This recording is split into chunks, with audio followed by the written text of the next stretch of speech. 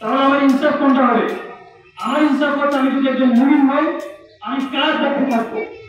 কার পক্ষে আমি রায় দিলে সে সংসদে গিয়ে আমার পক্ষে কথা বলবে, আমার ইসলামের পক্ষে কথা বলবে? এটা আমাদেরকে দেখতে হবে।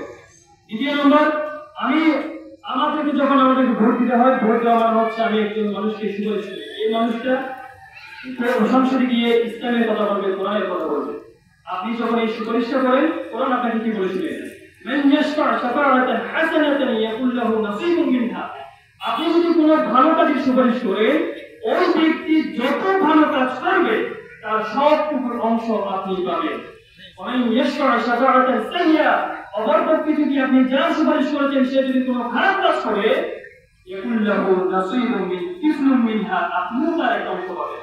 তার মানে আপনি যাকে চুজ করতেছেন সে যদি ভালো কাজ করে, সে যদি আপনার কল্যাণে কোনো কাজ করে, সমাজের কল্যাণে কোনো কাজ করে, সে যা সওয়াব পাবে, যা অংশ পাবে, তার সবটুকু থেকে একটু অংশ আপনি পাবেন। আল্লাহ রাব্বুল আলামিন করতে দিচ্ছেন। এরপরে তৃতীয় যে জিনিসটা সেটা হচ্ছে, এই মানুষগুলো হচ্ছে আপনার প্রতিনিধিত্ব করে। আল্লাহ রাব্বুল আলামিন কি বলতেছেন? ওয়ালাতাকুম মিনকুম উম্মাহ, তোমাদের মধ্যে একটি দল অবশ্যই থাকবে, ইয়াদউনা ইলাল খায়র, যারা মানুষকে কল্যাণের দিকে রাখবে, ইয়া'মুরুনা বিল মা'রুফ, তারা মানুষকে সব কাজের দিকে আদেশ করবে, অনুরোধ নয়, আদেশ করবে। আদেশ কারা করতে পারে? যাদের হাতে কি থাকে?